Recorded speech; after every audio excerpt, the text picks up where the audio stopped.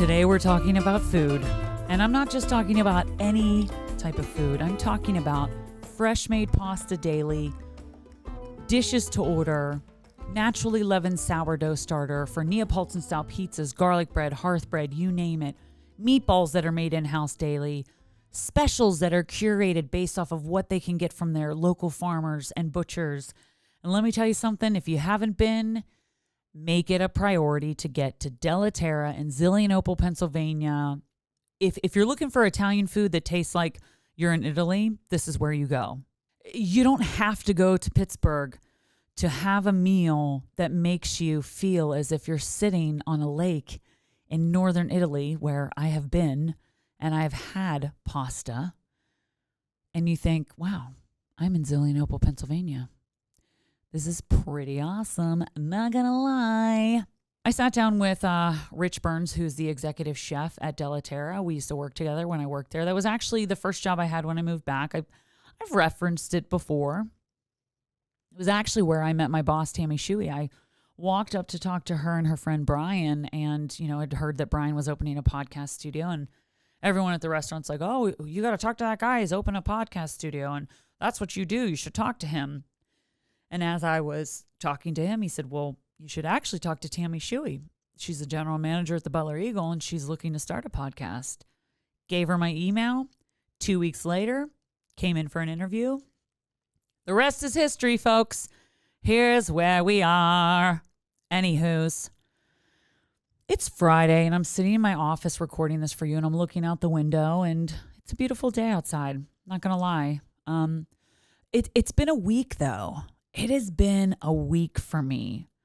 I feel like I have come in and every day I've had just like one thing after the other happening. And then 5 o'clock rolls around, 5:30, 6 o'clock. And I'm like, I feel like I still have a bunch of stuff that I have to get done. Is anyone else feeling like that? Are you feeling overwhelmed? Are you feeling like you just can't play catch up or understand what is going on in your life? And let's just talk about, I'm going to talk about it. Dating in your 40s. I don't recommend it.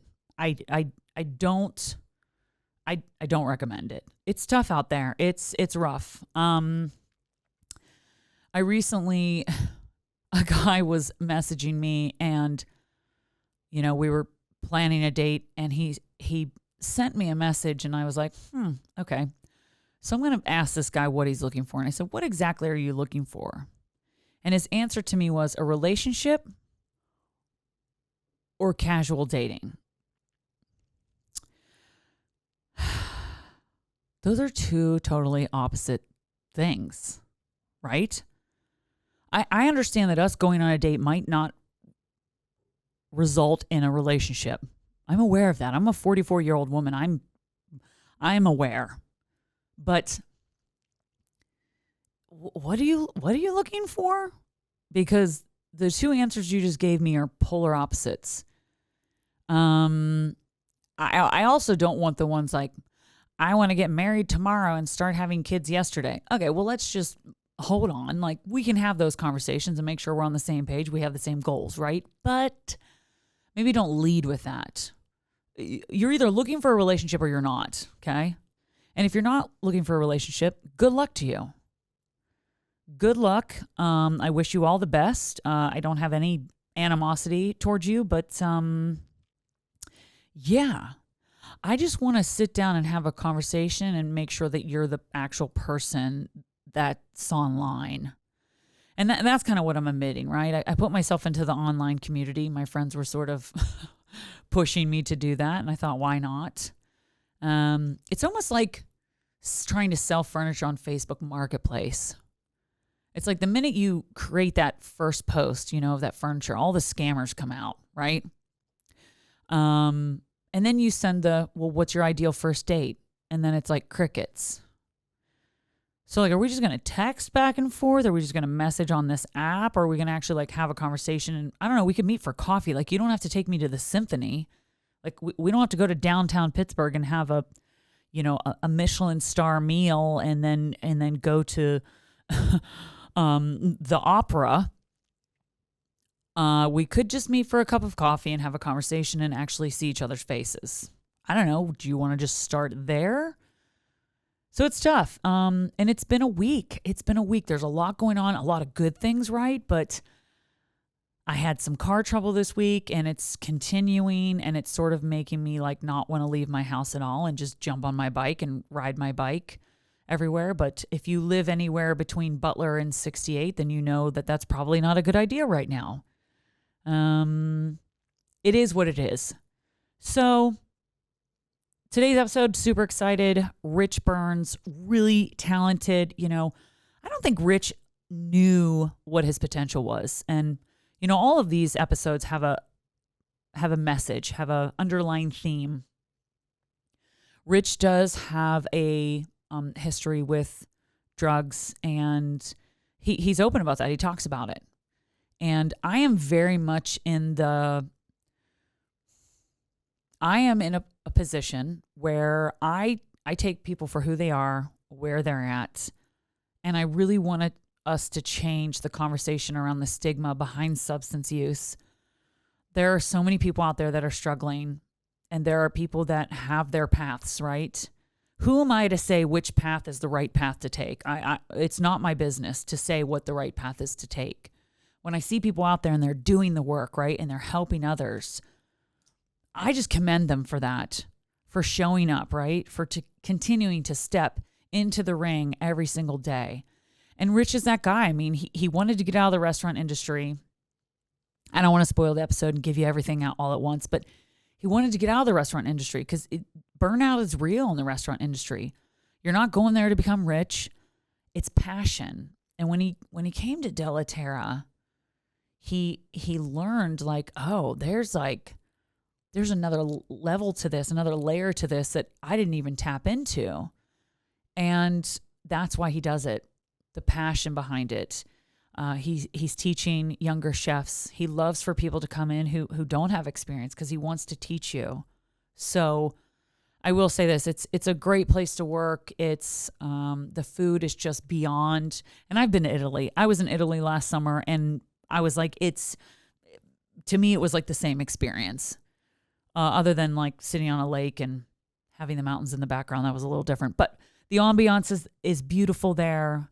The details of the decor, from the paint color on the walls to the fabric on the benches and the sconces and the music and even the aprons that the servers wear. Everything, every little detail, like to the stairs that go up to the mezzanine, and how the wood for the brick oven, wood-fired pizzas, Neapolitan style pizzas, like to where the wood is stored, like everything. It's in an old bank on the corner, Newcastle and Main Street in Zelienople. If you haven't been, go make a reservation. DellaTerra.pgh.com, DellaTerrapgh.com. Just do yourself a favor.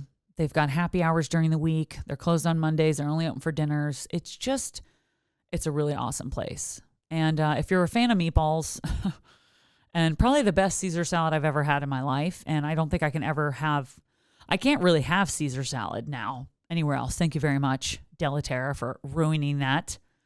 Yeah, I mean, they make the crostinis for are you salivating? Is anybody else, are you listening to this while you're hungry? Because I'm hungry right now. It's Friday. I'm about to finish the day and go pick up dinner for the fam. And I'm telling you what, I'm starting to salivate just a little bit. I'm so excited for this episode. Rich is such a cool guy. He's a real guy. We had a lot of fun. If you're watching on YouTube, I did change a little bit how I put this together, and trying not to overthink it too much, but doing different angles. I'm working with just one camera right now to change some things up, but I'm working on some things here in the future. Big announcement coming very soon for next month. Get excited, especially if you're into sports. Get excited. And let's get into this episode. Happy Monday. This episode is brought to you by R.W. McDonald & Sons Incorporated, Robert Stevens Jewelers, Thank you to our sponsors for your support on our first season of the Alter Ego podcast. Be sure to click the link in bio for your discount for BetterHelp Therapy online. 10% off your first month. Hello, and welcome to this season of Alter Ego. We are starting season 1 with the topic of addiction in Butler County. Conversations on the physical side of addiction, trauma, the neuroscience, mental health, and stigma surrounding addiction. Experts, resources, and stories from people who have fought addiction head on. I am your host, Laura Crago. Let's keep the conversation going. Now a word from our sponsor, BetterHelp. For a long time, I suffered with depression and anxiety. I had tried therapy before, but struggled finding a therapist I connected with until I found BetterHelp. That's why I am so excited to share BetterHelp's mission to make therapy more affordable and more accessible, because finding a therapist can be hard, especially when you're limited to the options in your area. BetterHelp is a platform that makes finding a therapist easier because it's online. Remote therapy sessions, and by filling out a few questions, BetterHelp can match you to a professional therapist in as little as a few days. It's easy to sign up and get matched with a therapist. Click the link in description and receive 10% off your first month of BetterHelp. And by clicking that link, you support this channel. Plus, you can easily switch to a new therapist at no additional cost without stressing about insurance, who's in your network, or anything like that. I was struggling for a long time, and BetterHelp was where I found my therapist, Whitney, who I still see weekly for almost 2 years now. So, if you're struggling, like I was, consider online therapy with BetterHelp. Click the link in description or go to betterhelp.com/altereagle. That's betterhelp.com/altereagle. There's no better time than now to start your mental health journey. Thank you again, BetterHelp, for supporting this channel.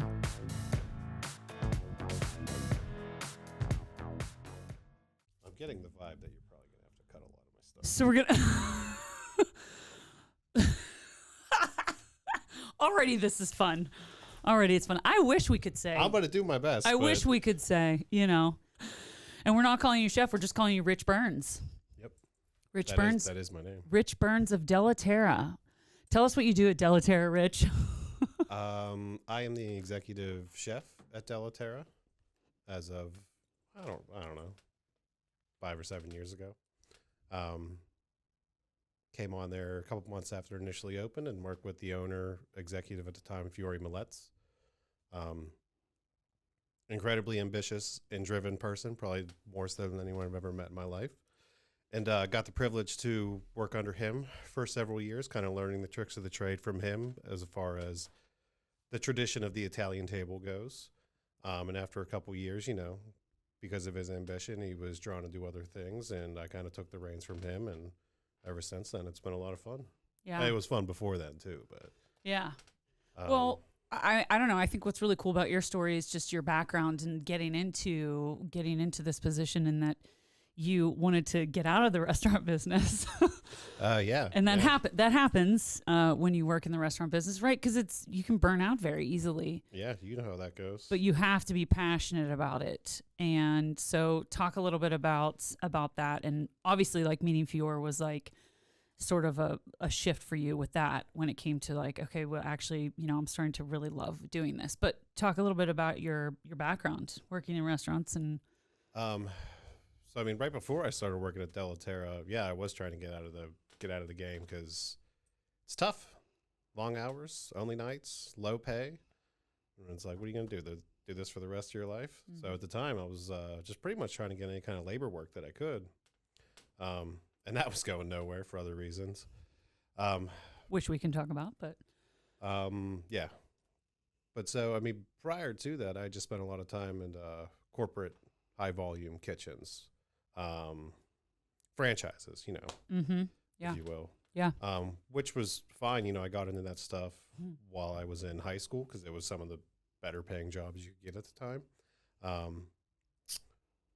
And to find out that I actually really enjoyed it. So at the time, it wasn't really enjoying the food part so much. It was enjoying the atmosphere and the pace of it, the high volume of it, the efficiency of it, all that, which I didn't know. I kind of knew I enjoyed a little bit, but it was funny when I first started working in that.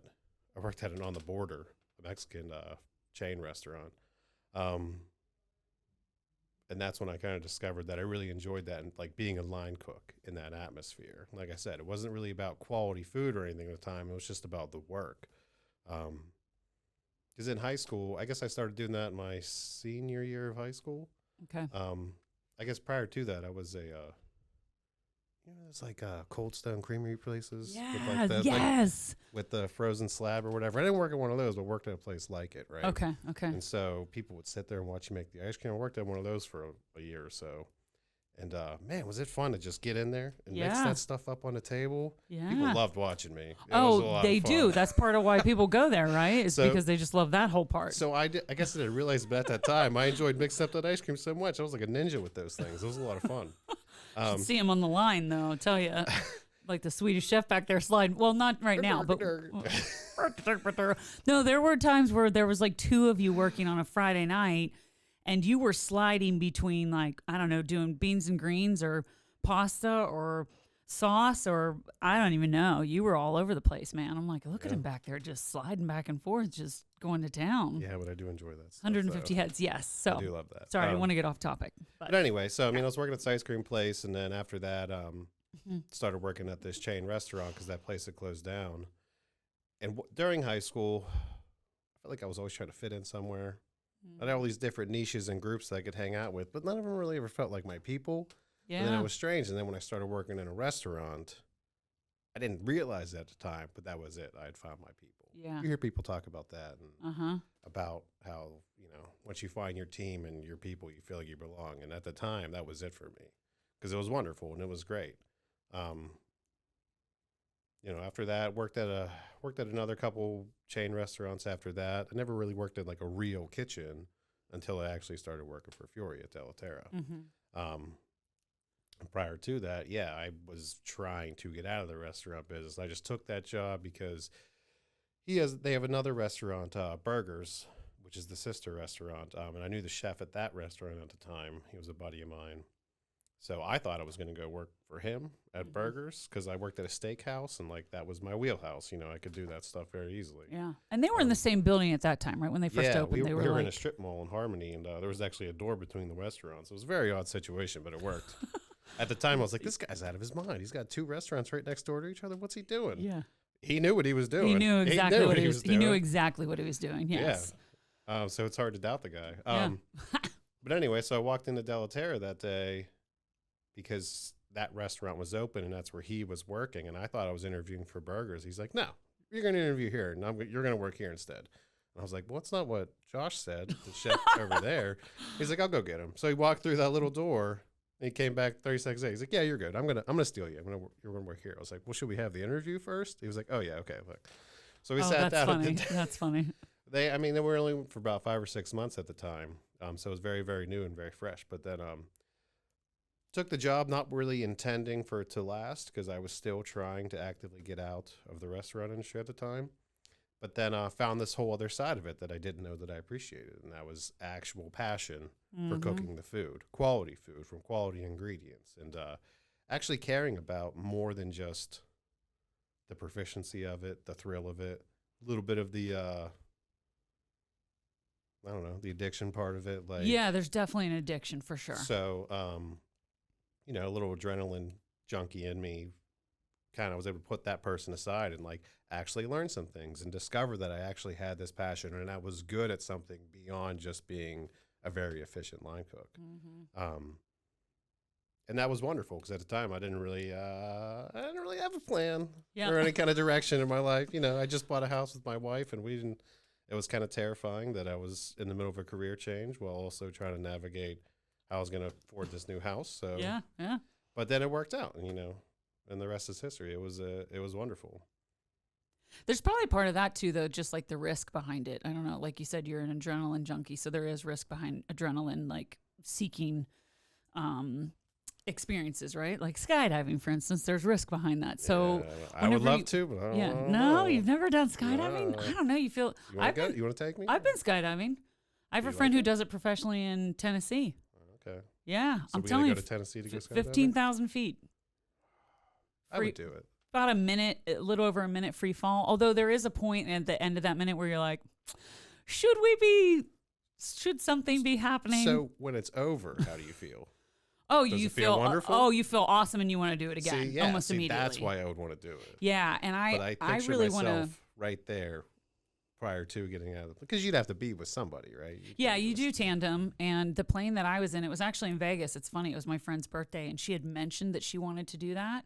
And so we had this trip to Vegas, and just casually, let's go skydiving. She goes, I really want to go skydiving. So when you say something like that to me, I start researching, and I booked it. There was 3 of us. I booked it for all 3 of us. I had a car. My friend was going to loan me her car because we were driving to Mesquite, which is about an hour outside of Vegas, and researched this place. And they had a really great high rating. And obviously that was like the number one thing. And we're on the airplane in New York to fly to Vegas. And she's like, so I'm thinking, Monday maybe we can look into skydiving. I go, oh, we're going. She's like, what? And I said, I booked us. Like, it's on my card. Like, we're going to get charged. And she's like, what? And I said, the 3 of us are skydiving on Monday. And it was just a tiny plane. So we each had to go separately. So like I was sitting right next to the door. What do you mean, like the plane would have to fly up, that person jump out, and then it comes back down? Yep. Oh, man, and then that's your whole day right there. And then you literally watch them pack. We watched him pack the chute and fold it and do all that. And so, yeah, it was awesome. I have it on video and everything. Yeah. See, if I was with someone, I would feel safer. Yeah. Like, they got it. I just got to trust them. You have to be with someone. My friend, that's how she met her husband. She went down for a graduation trip to Nashville, and they met in a bar, and the next day they went skydiving, and that night they got married, and she flew back to New York and told her parents she got married. All on the same day? Yes, all on the same day. She moved down there. They now have a little boy who just turned, I think he's almost 2 now, and she skydives with him all the time. That's cool. So she's now certified to go by herself. And so she just posts stuff all the time. And I'm like, you are so awesome. That's fun. She's a realtor, and then she goes skydiving. Like, that's not a bad life. I don't know. So, yeah, I get that. You'd said that, like, that what you really loved about it is, like, you're asking yourself, like, what are my limits? Like, how can I push past them? Yeah. It's a rush. And you've been there now, what we're saying, 7-8 years, you think? Because they've been open 10 years? Or Della. I've been there for 10 years. You've been there for 10. Okay. But you've been the executive. Yeah, for about 7 years, I'd say. Yeah. They opened in October of 2013, and I started working there in April of 2014. So like just a little over 10 years now. So talk about like what a day for you is like. Like today, I'm assuming today you're now? like today. You're here today, but like, are you going back to the restaurant today? Oh, I'm going right to the restaurant. Okay, but were you there this morning already? No, I had to go drop my kids off with my parents this morning. Okay. But like, what's a day like for you? Well, my day's a little different now because we're actually after COVID and pandemic and staffing issues. We actually have some staff now. Mm-hmm. So I'm not so on the line as much as I used to be. I still am every week, but not in the capacity that I used to have to. Today's a little bit different, but we have a new POS system that's going in today. So I got to figure point all of that sale. So, yeah. Purchase of sale, point of sale. Yeah. Point of sale. Yeah. But it's just a system in which people ring in the food and then it gets printed into the kitchen so we can account for everything. But that's happening today. So I got to go in and help navigate that. It'll be the first day for that.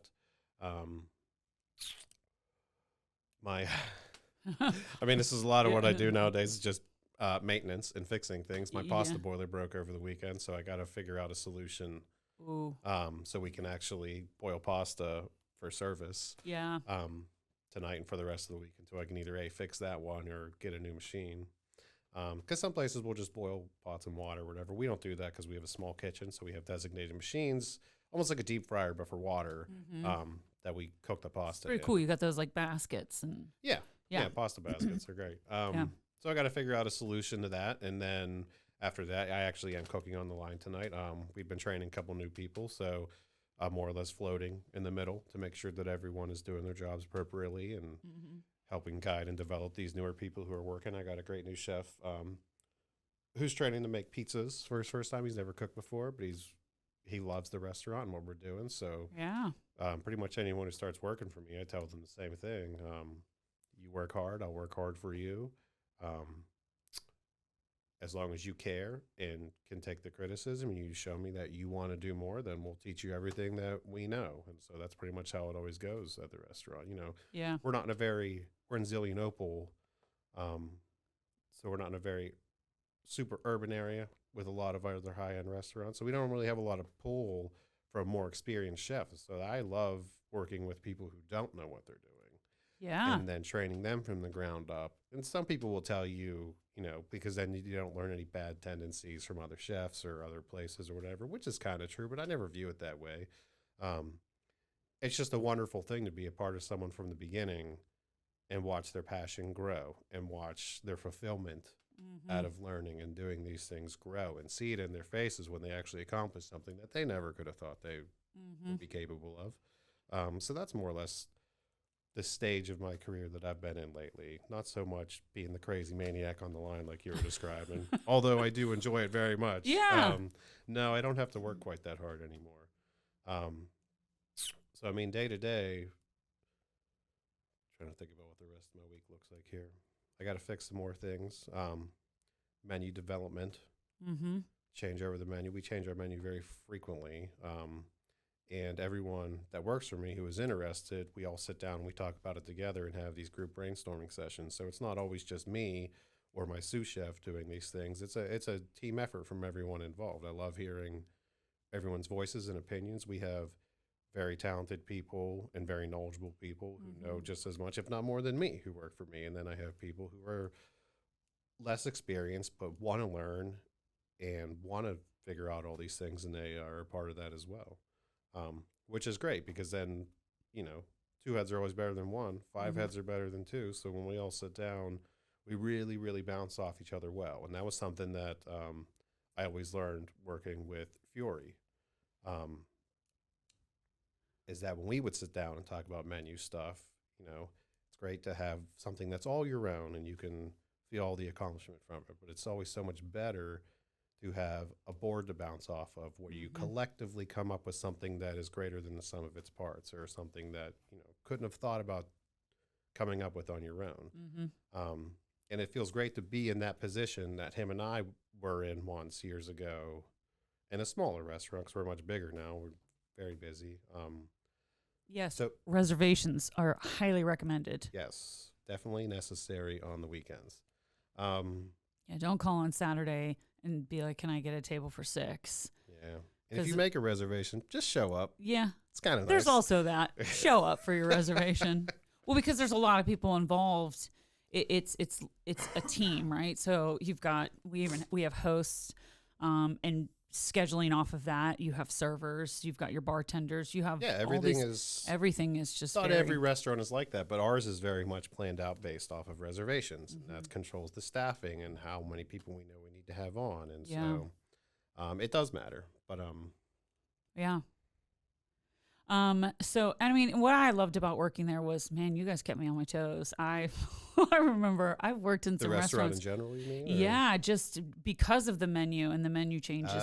Yes. I remember the first time I had to take the antipasta to a table, and Michelle very calmly, like, it came up, she's like, okay, so tell me what everything is. Michelle is the owner of Della Terra. Michelle is the owner of Della Terra. I should have probably said that. And she very calmly was like, okay, so let's go through the cheese. And my brain was just like, I know it's soft, but I couldn't remember. I literally, my brain was just like. It is a lot of information. But when I got it, the minute I got it, then I was sort of like, yeah, you do feel a sense of pride, right? It's confidence, right? And it's a And confidence. you're able to actually believe and back up what you're explaining to them.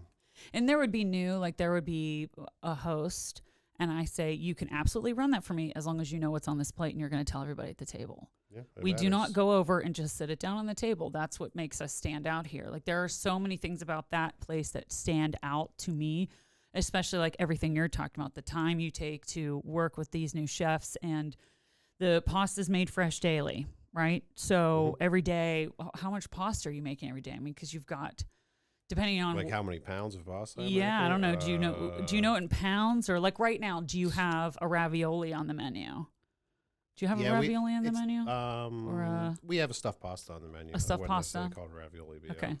Yeah. Okay. That's right. I mean, you use the fancier. I mean, I'm Sorry, sometimes I'm like, I forget. I'm like ravioli. I didn't come up with the words. I just no, cook I them. know, but I'm just an Irish boy who ended up cooking Italian food. very well, I might add. But no, that's the thing. There are how many people downstairs, and then there's people that are in charge of rowing the dough balls. So you're prepping those, and you do like the happy hour ones, and then you have the regular size ones for your pizzas and your garlic bread. And there's just a lot of things that go in. A lot of moving parts. A lot of moving to parts. any kind of restaurant in that kind of capacity. So. Fresh made pasta people. Naturally leavened sourdough. Neapolitan sourdough. I mean, you can't. And when someone orders greens and beans. I remember someone had asked me, well, why is it taking so long? And I said, well, I just tell you, it's going to take a little bit longer because they do make it fresh to order. Yep. And that sort of blows people's minds. And I'm like, you have to remember, like, when you come into a restaurant and you sit down and you look at, what the cost is. Well, there's a lot of things, right? The cost for a lot of, for food these days has gone up, but also the time that you guys are taking during the day to prep all of that. Well, it's everything. I mean, we're talking about food costs and labor costs. Yes. Inflation is, as everyone should know, is wildly out of control, and everything is just too expensive, and that has to translate into menu prices and labor prices, what we pay the people to actually make the things. And it's, I mean, that's something I feel a certain kind of way about, and I go back and forth about, because it's very difficult to make a living working in a restaurant, especially if you're, from my experience, and not every restaurant is the same, I should say that, because they're not. And it differs from state to state too, about how laws with tip sharing work and all those kind of things. But it is difficult to make a career out of being a kitchen employee, a line cook. And that's something that me and Michelle talk about a lot, and are trying to actively instill change in within the industry. And it is a little bit harder because we're not a chain restaurant who has money to throw around. You know, we're a family-owned business or a small business. So we can only do so much, but we still try our best to do what we can to give these people living wages. Because, I mean, it's hard. It's very hard. Restaurants have always kind of been that way. And unless you are someone who's in my position or something higher than that, you know, it is difficult to kind of make a living doing that stuff. So yeah. But like you said, it's like you do it because of your passion for it. And I think when I see these guys and women as well, because you have Emma, is she on the line now? Yeah. She's doing pizzas now. So Emma started in the dish room. Yeah. Several of my cooks have all started in the dish room and then worked their way up, started doing pastas. And then I've seen her now. She's actually she has moved on to pasta, hasn't she? Yeah. She was doing pizzas. She's starting to learn how to cook now. And she was also a young person who was in college and not really sure what kind of direction she wanted to go. You know, started working for me as a dishwasher. And then, you know, kind of enjoyed it. And then she made pastas for us, not cooking them, but like prepping them, as we were talking about earlier. And now, you know, she's a great pizza chef now. Now she's learning how to cook in the back and actually cook the pastas and everything else. So it's so rewarding to see things like that where someone discovers their passion for working in the restaurant. You know, I've worked in a lot of not great places in which chefs and owners and managers are just downright nasty and rude and mean and treat their staff very, very poorly. But that was just kind of the norm a long time ago. Yeah. And I have been guilty of that behavior myself over the years.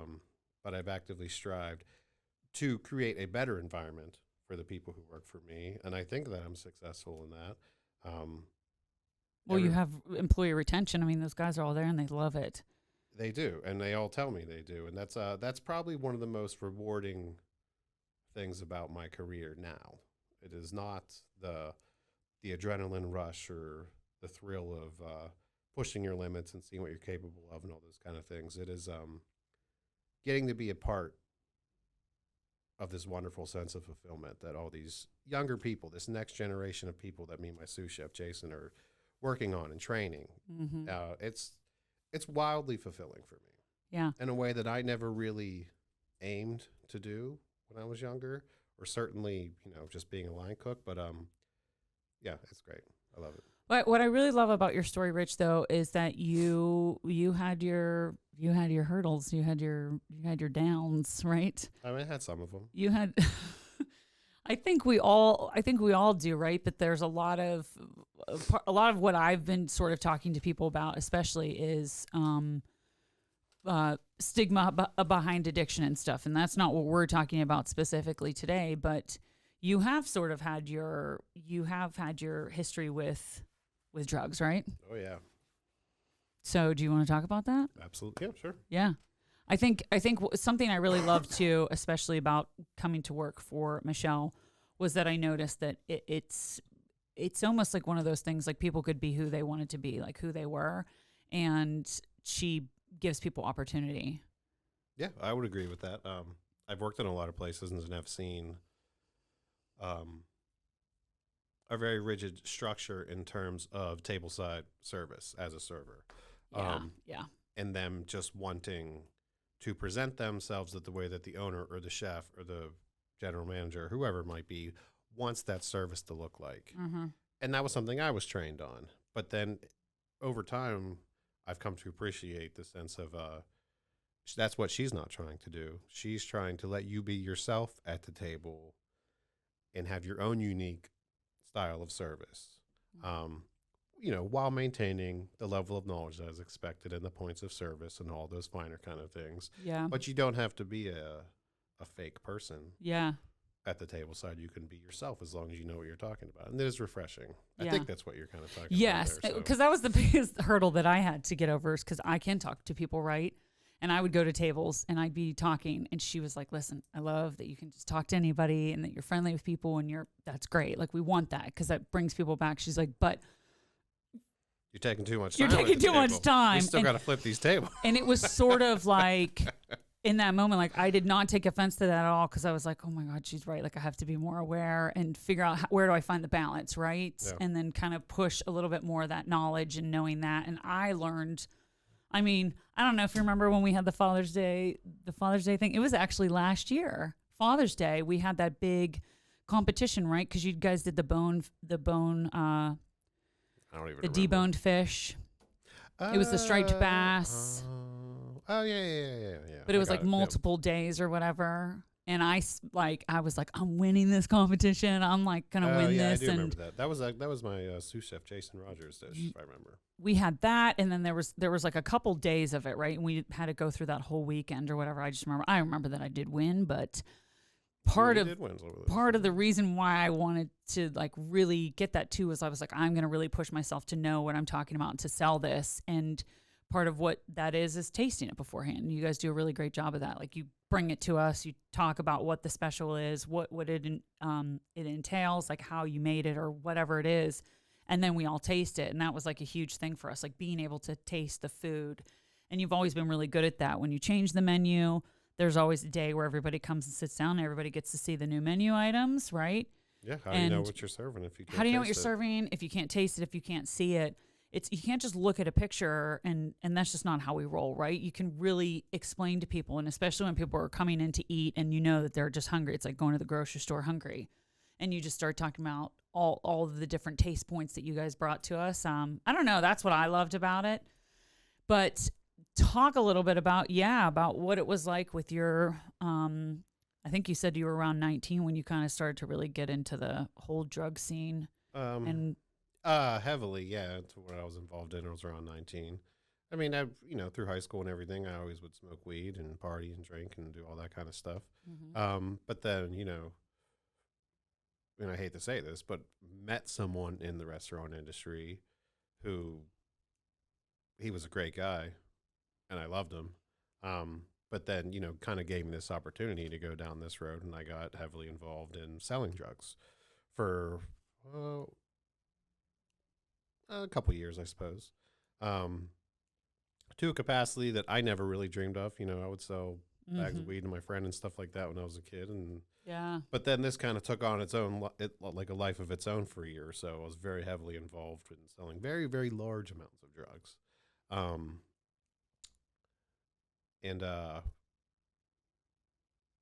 It's like we were saying earlier, like people have their hurdles and their struggles and everything. I was always very fortunate, in my opinion. You know, I had a fantastic set of parents. I had a nuclear family, great upbringing, given all the right opportunities and everything, but then still make those mistakes and choices, right? So, Yeah. you know, so many people have had it worse off than me. I'm very thankful and grateful for all the experiences I have, because that's the way I view everything as, is an experience. Not everyone gets to have those experiences. But anyway, so got involved with this cartel-esque organization. Yeah, you said it was pretty, yeah. Yeah, I mean, I don't want to like say too much about it. Yeah. But I mean, long story short, I did eventually get caught selling. It was only weed that I got caught for, which is weird because I went to state prison for that, and nowadays I have a medical card and can go down to the dispensary and buy it anytime that I want. Yeah, that's interesting, isn't it? How it's now become, yeah, okay. But so, yeah. Especially with the drugs you said you were selling, you were pretty heavily into. Oh, yeah. I mean, I was into, not all of it, but pretty much the most. I mean, I'm always into cocaine and ecstasy. Those are probably my big ones, and hallucinogenics, mushrooms and acid. Try to stay away from everything else. I mean, I've dabbled in all of it, but those are my big ones. But, you know, I did eventually end up getting caught and ended up spending not a lot of time. I spent about a year in state prison. I had a 1 to 2 sentence, which is not even a lot. Yeah. It's the minimum sentence that you have to go spend in state penitentiary as opposed to doing your county time. Okay. I think that's the way it goes. Okay. I think anything over a year has to be state time. Anything less is county time. Okay. But state prison's no joke. It is not.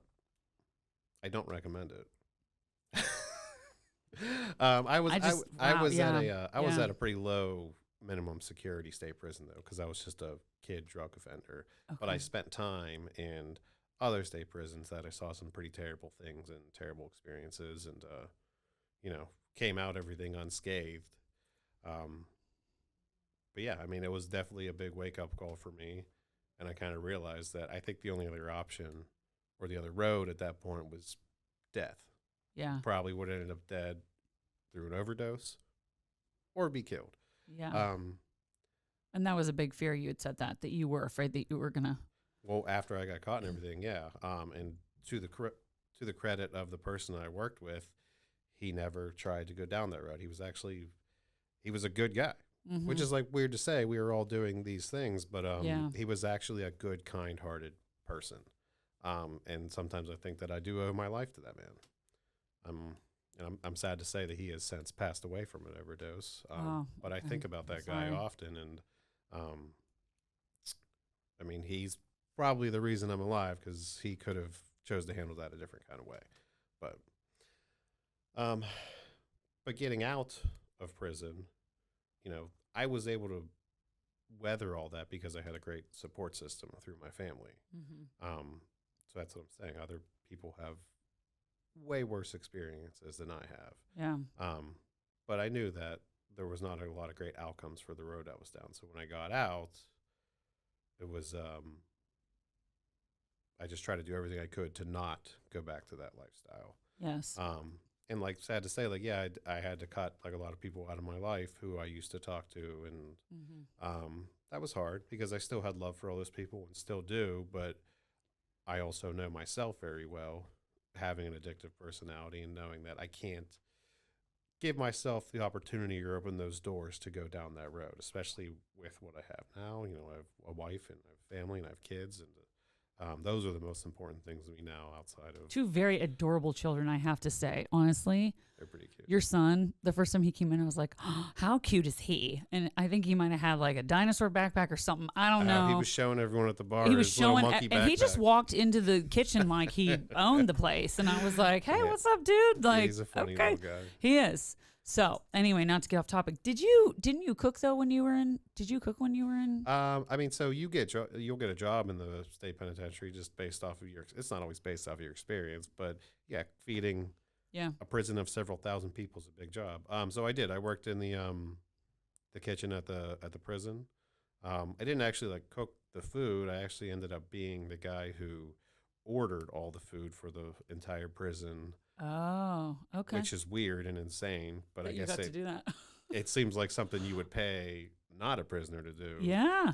Um, Well, that's kind of but fun. I guess it makes sense to pay a prisoner 49 cents an hour to do that as opposed to paying someone a salary to do that job. Yeah, yeah. So I actually had it pretty easy. I was pretty much at the top of the kitchen hierarchy as far as inmates go. So I ordered all the food, kind of structured the menus, the organization of all the food and the coolers and the storage rooms and all that kind of stuff, and was responsible for making sure that every single day we had everything where it needed to be go. I didn't write necessarily the menus. They were, planned out by the state itself, but I had like a year's worth of menus, and I had to make sure that I did all the ordering for all that to make sure we had enough food to feed several thousand people every single day, 3 times a day. Wow, that's cool. Yeah. Yeah. It was weird. I mean, yeah, but still, I think it's just really cool. I was a janitor. I started off as a janitor in there, and I was just bored it's so freaking boring in there.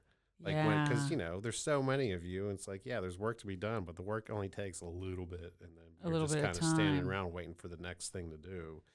And I got tired of that really quick, so I just started cleaning whatever I could around, and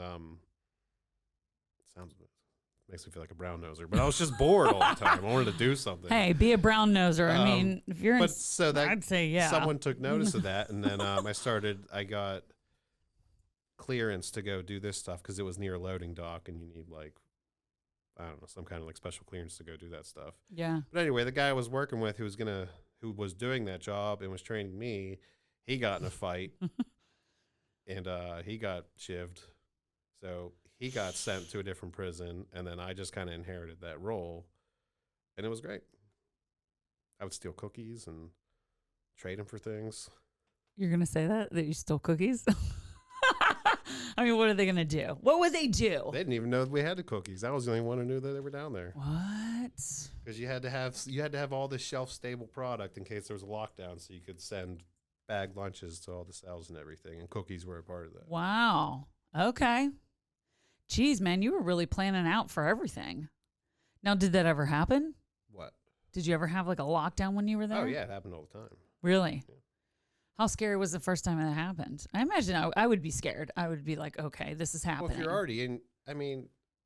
already in your cell, no big deal. Who cares? Yeah, but I guess I never knew why there were lockdowns.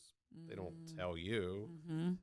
They just tell you to go back to your cell and all the things. So. And you're like, something's going down. I remember one time we were locked down for several days, and that was not great because then you start to go a little stir crazy because you don't get to leave your cell. Oh, at all. Or you're, I wasn't even in a cell. I was in the best way I can describe it is essentially a cubicle, like a big office room, cubicles, but people sleep there. They don't work there. Huh. And everything's in there, right? Like your toilet's in there, your sink's in there. No, and that stuff was. Oh, it was separate. Yeah. Okay. In your cell, yes, all that stuff is in there. So. In your cell, though. Okay, that's what I thought. Okay, so right now, Della Terra, you work with some local farmers, right?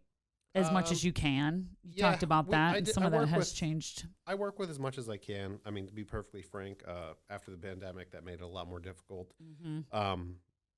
More for us because we're further north of the city. All these restaurants that do similar things that we do in the city, there are some more local farms that cater to a lot of those restaurants.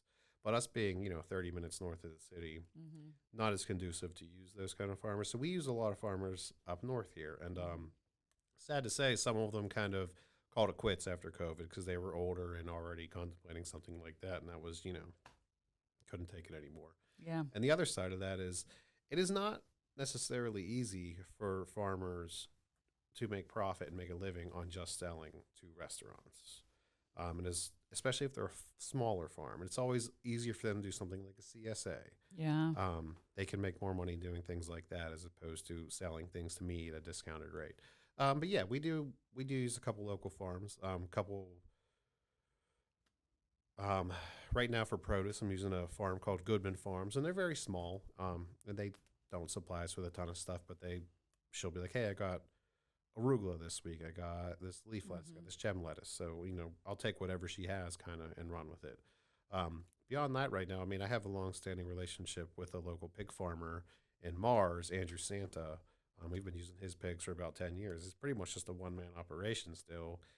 He raises all these old heritage breed pigs. Pretty much does it all himself. So my menu very much centers around using his product. There's lots of pork on our menu, which is also very conducive to the tradition of the Italian table as well. So I've used a lot of different beef farmers in the area. Right now I'm actually using a third-party company called Medium Rare, who will source all that local product for me, as opposed to me having to go out there and do all that. We work very closely with Prego Foods, which is a produce distributor, but they also work with a lot of local farms as well. Yeah. And they do a great job of that. So I do miss working with more local produce farmers, though. That is something I want to try to get back to and get out there and figure out. But that requires me to get some more people into the restaurant. So you can go out and do that. Actually go out and do those things. Yeah, because you have to create those relationships. One of the cool things I think too is, like, especially with the pig farmer that you work with, is he'll call you and say like what he has, and you'll do a special based off of whatever he gives you, right? You just kind of can. No, I don't create something. I don't get an idea in my head and then tell him this is what I want, because if it was a bigger farmer, sure, we could do those kind of things. So, but it's a symbiotic relationship, right? So he tells me what he has a surplus of, because he also, his family owns a wedding venue, so they use a lot of their pork for that as well. So he tells me what he has a surplus of, and then I kind of build my menu around what he has available. Yeah. As opposed to demanding that. You're like, I need bellies. I need bellies. I mean, I do love bellies, but. So I don't, the meatballs are the only thing I eat, because I don't eat pork. That's right, you don't eat pork. But I'm telling you, one day, I don't remember what day it was, I just was jonesing for just spaghetti pomodoro. I was like, that just sounds good. And I was like, I kind of want a meatball. I just really want a meatball with this. And ever since I had the meatball, I was like, done. All right. That's my cheat. I mean, that's the cheat. I can't take credit for the meatballs. Those are Fiore's grandmother's adapted recipes. I don't even understand. They're so good. They're literally just quality ingredients. Yes, but I don't think people understand how good the food at Della Terra is. And what's really cool that I saw that you just started promoting is you're going to start doing. Are they like, there are these kits that people can buy? Oh, yeah, the Pasta Club. Talk about the Pasta Club. Yes, Pasta Club. That sounds It's a monthly subscription in which you can sign up for, and you can sign up for either 2 or 4 people. And every single month, it'll change about what you're going to get, but it'll be essentially a cook-at-home kit in which you will get fresh-made pasta from us, some sauces, some snacks, maybe some bread, olive oil, something like that. It'll change every single month. And you just come to the restaurant, pick up your box, go home. I mean, that's pretty cool. I don't know. We haven't started it yet. So in July, our first one will drop. We're actually using a third-party company for this that does this all over the country. Okay. So one of the chefs in Pittsburgh actually referred us. Yeah. The chef from Morcia, I believe, Nate Hobart, was the one who recommended us to this company. Yeah. So they reached out to us. We got the ball rolling. And we've done things like that before in the past on our own. But it is nice to have a third party kind of organize and do all this kind of stuff, because then I can just cook the food and I don't have to do all that stuff. Yeah. I do. See, that's the thing. It's like, I like to cook the food and I like to do all that stuff. The more bigger you become, the bigger you become. The more bigger. The more everyone. The more better you become. The more better you become, the better your food becomes. No, seriously though, I tell people all the time about Della Terra, and when they're like, "What? Where?" and I'm like, "Okay, get it together." A lot of people know nowadays. That was the struggle for so many years. And when we were in a strip mall, people were like, "You're cooking fine Italian food in the strip mall?" Like, yeah, that's what's going on in here. You're like, we have to start somewhere. So you do have to start somewhere. We've come a long way from pinching every single penny that we possibly could. Slide this way, just a teensy-weensy. You know what you can do? Let's do this. Hold on, let me do this. You told me not to touch it. Is that better? Yeah, you didn't. I did. All right. Okay.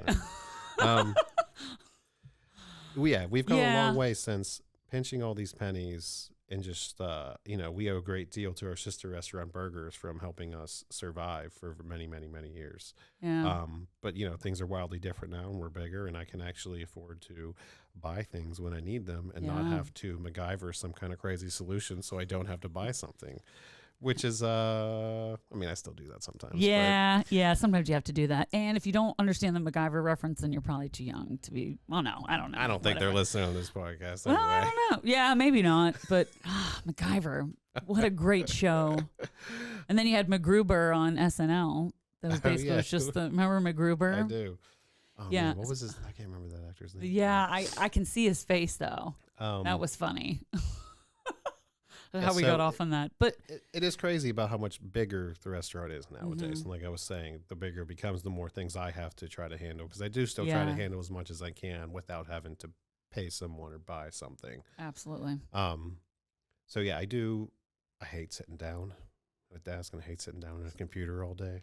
Sometimes I got to do that stuff. Sorry, folks, that's what you do. It's just not for me. Yeah. I want to be on my feet and moving and listening to music and singing and same. That's why I have a standing working desk, man. I can't working even with sit. my group.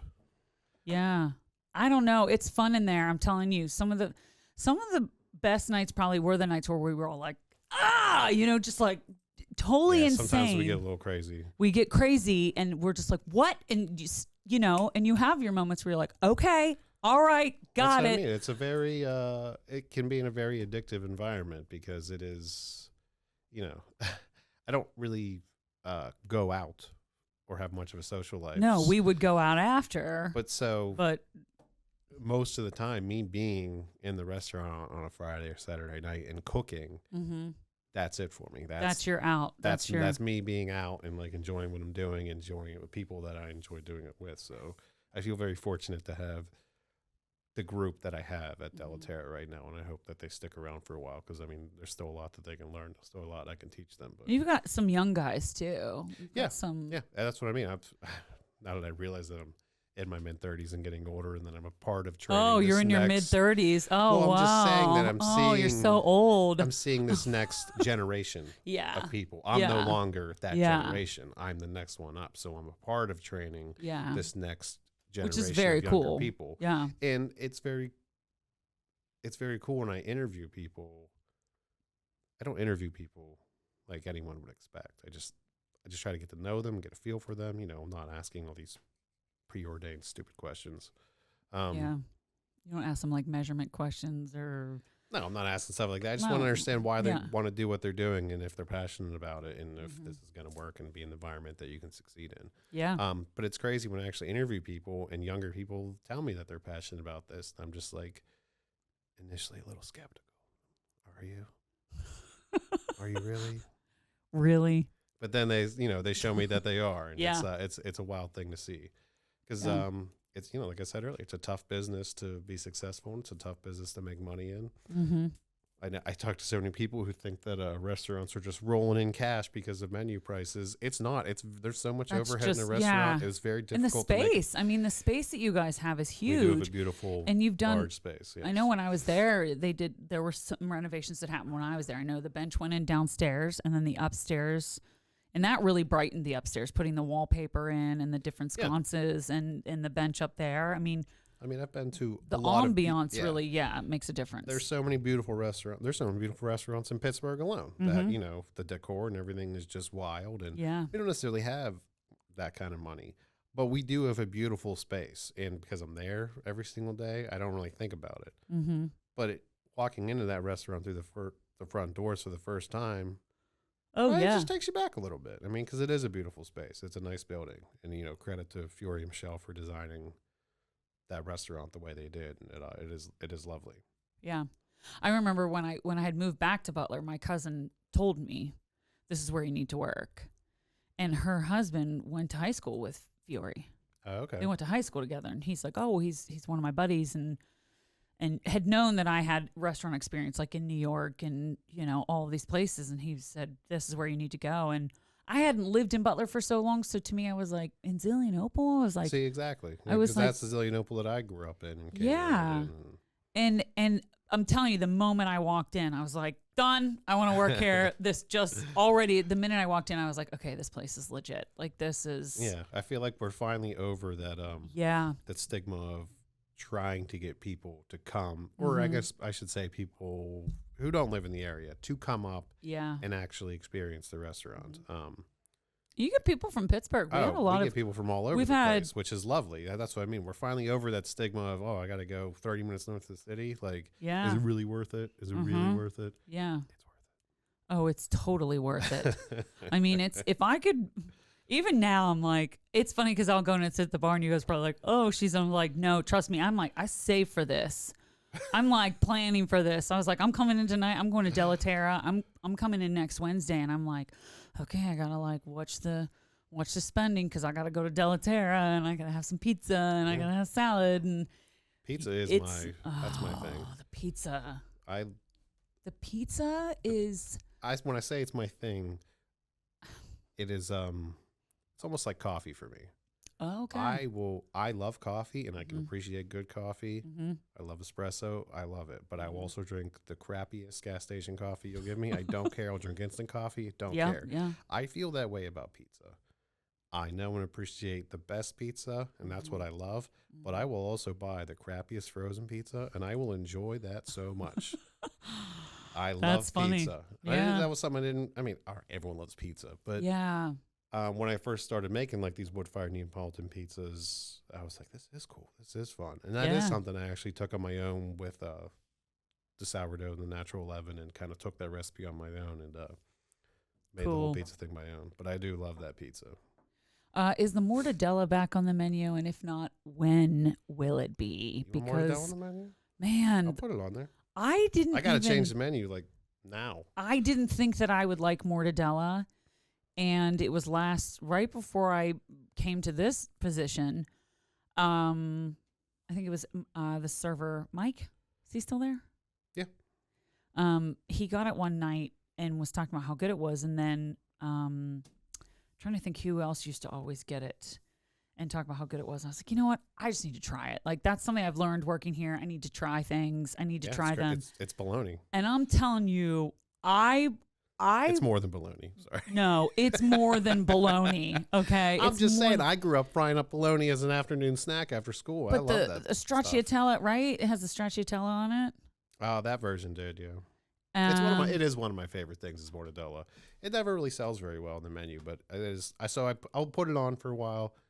I started selling it after that. Shove it down everyone's throat. I started selling it after that. I said, listen, okay, if you're just a red sauce, the New Yorker, you can't go wrong with the New Yorker. The pepperoni, I was like, yes, it's a great pizza. I was like, but you can always get that. And I'm like, they sometimes take this off the menu. And I just tried it for the first time. And it is probably the best. It's probably the best pizza I've ever had. Yeah, mortadella is one of my favorites. I'm sorry, things. mortadella. All right, I'll put it back on. Just put it back on. It'll be on next week. Can it be on next Wednesday? Yeah, sure. Okay, I'll get it mortadella next Wednesday. But no, I just really commend you for everything that you do, and just I'm happy that you do have the team that you have now, and because you can tell, right?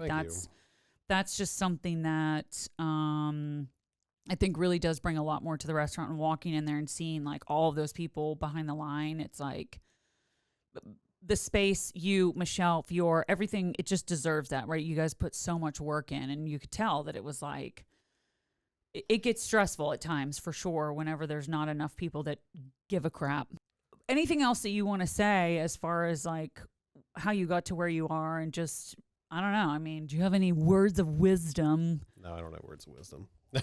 I think you do. You just got to work hard. That's it, in my opinion. Yeah. Sure, ambition, all those things, that's all fantastic. But it's not for everyone. Mm-hmm. I watch how driven Fiore and Michelle have been for the past 10 years, and it's awe-inspiring because I don't operate that way. I respect it, and sometimes I wish I could. But working in this industry, it's hard enough to find a work-life balance as it is. And that's something I struggle with to this day. You know, I love this industry so much, and I don't want to do anything else. And I just feel blessed. Not blessed. I feel fortunate that I have something that I get so much fulfillment out of, because I don't think that everyone has that in their careers. Yeah, agreed. So the trade-off for me of, being not working in a position that, I wasn't formally trained. Anyone who wants to go get formally trained, sure, absolutely. It has its merits and its benefits. But most of the best chefs I've ever worked with were not formally trained. So I love the fact that someone who doesn't really know what they're doing can find a place in this industry that is good for them. I never thought that I would enjoy what I do so much. I've watched people in my family just work hard their whole lives because they had to, and not really ever enjoyed it or loved it. They hate it. They hate their jobs. They hate going to work. I don't experience that. I love going to work. Maybe not all the times. It gets old after a minute. It's not every exhausting, day is though. the best day, but Yeah. I do very, very much enjoy what I do, and I wouldn't trade that for a higher paying job that didn't satisfy me or anything like that.